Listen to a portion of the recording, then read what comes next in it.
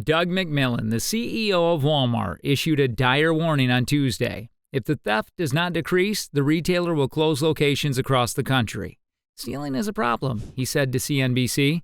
It has increased from its previous level. If that isn't fixed over time, he continued, prices will increase and businesses will close. According to Reuters' 2015 research, the largest retailer in the world likely loses approximately 1% of its U.S. revenue, or about $3 billion annually, to theft by consumers and workers. According to McMillon, cooperating with local law enforcement authorities and ensuring that they are fully staffed are the key to preventing theft. The retail behemoth from Bentonville, Arkansas, is not the only one that recently raised the theft alert. Due to the city's increasing deterioration, major brands in the sector have announced numerous store closings. Walmart announced last week that it could close every shop in Portland. The business has begun to close facilities across several states, resulting in the loss of thousands of employees and the departure of the communities it has long serviced. The United States is experiencing a major wave of retail closures as businesses' losses keep increasing. Unbeknownst to most, the rising tendency is a component of something far larger. Before continuing, it should be noted that Portland locals won't be able to visit their neighborhood Walmart stores by the end of this month. The big box retailer said late last night that it would close every outlet in the city, adding that the decision was made because the stores weren't performing up to expectations financially. The Portland region is home to more than 641,000 people, so there is quite a lot of money to be made there. However, the biggest store in the U.S. has decided to declare a truce because the situation is only getting worse. The decision to close these locations was taken after rigorous analysis over the overall performance. A Walmart representative said in a Friday statement explaining the reason for the widespread closure, "We're making these challenging decisions. We considered various factors, including past and anticipated financial performance, geography, population, consumer demands, and the proximity of other local locations. When we decide to proceed, we put our associates and their transitions first," which is the case. But this is not the entire tale. Many have questioned whether the decision was made since shoplifting is so prevalent. Walmart has not been exempt from the sharp rise in major crimes, theft, and vandalism of neighborhood businesses that Portland has experienced. The actual reason the major retailer is leaving was addressed by one of the customers who was questioned about the store closings. "We got to resolve the shoplifting one way or another," she said, addressing the topic of retail theft at the city's locations, "because that is simply the problem. It's got to stop." A few months ago, CEO Doug McMillon forewarned that the retail company would liquidate stores and raise prices due to historically high theft rates at its sites. Theft is a problem. It is greater than it has been before. McMillon was anxious because authorities don't take tougher measures to prosecute shoplifters. He continued, prices will rise and stores will close. Thousands of Walmart customers and former and present employees have used social media since the top CEO made those remarks for sharing what they're experiencing at their local stores. Customer Mindy Stanley told Business Insider that the company needed to rehire cashiers and remove all the self-out checkout lanes. "I said they're losing so much due to that." 6 staff-operated registers and the remainder of the self-checkouts were present in her Walmart as a few months ago, according to an employee who talked on the record because she feared reprisal. "At my store, theft is terrible," the employee said. "Corporate might discover a solution if they visited the shop level and interacted with the staff that deals with theft. They are transforming stores to have fewer workers and more self-checkouts. The majority of that occurs during self-checkouts." According to the disclosure sources, those who reside close to the store that are closing stress that the closure will have a significant impact on them and low-income customers. "If I need to, Safeway is my go-to store, but the cost is 3 times what it would be at Walmart," according to Amanda Paul. "What shall we do? You're going to travel further than necessary and spend money on gas. At this point, you might as well pay for it at Safeway." Many people's shopping habits now include frequenting stores that will close their doors. The business plans to close unproductive operations in Wisconsin, Illinois, Arkansas, Washington, Florida, Louisiana, and New Mexico, losing at least 580 employees. 1,000 more employment could also be at risk. Walmart has acknowledged performing widespread shutdowns while conducting a thorough examination. The choice was not made lightly, a Walmart spokeswoman told Nexstar. "Unfortunately, several of our roughly 5,000 outlets across the country fall short of our financial targets.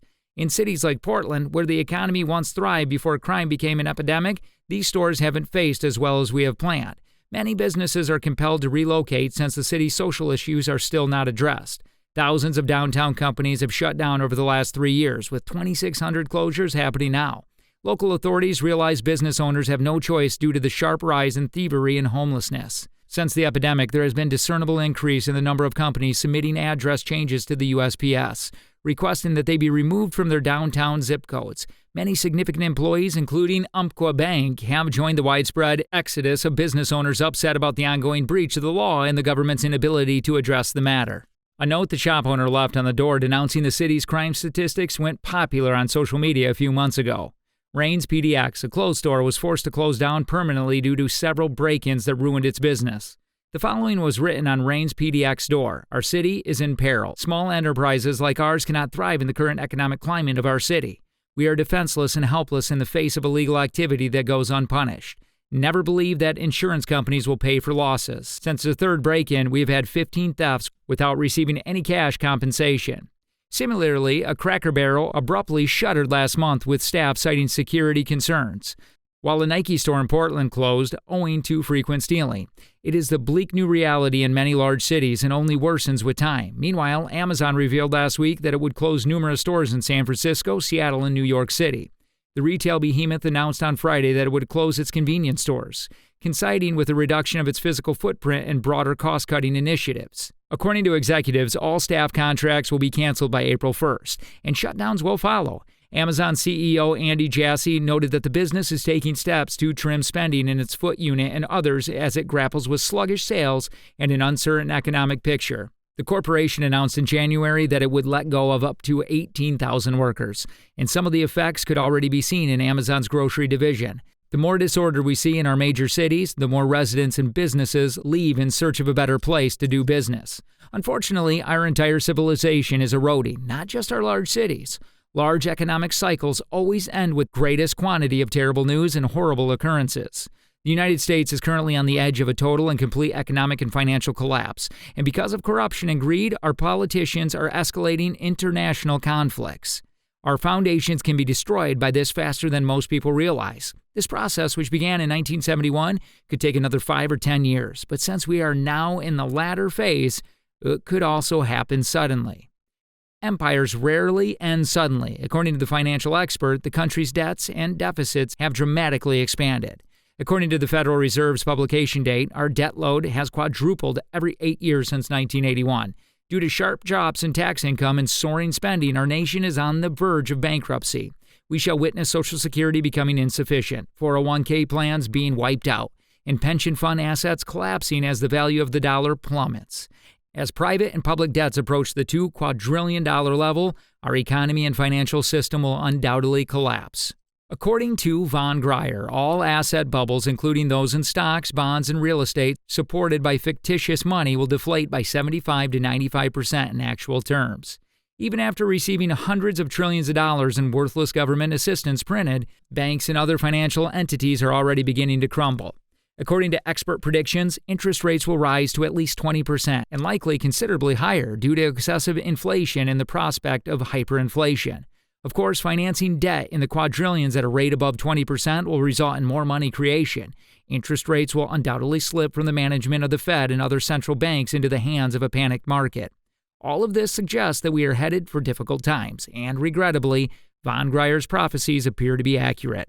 Our public has no idea how seriously damaged our economy is, and if we continue down this destructive path, the results will be utterly horrific.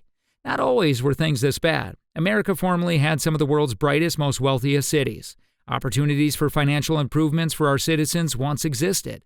They were respectful to one another and put forth a ton of effort. Yet, our country is now filled with highly cunning degenerates who received everything on a silver platter.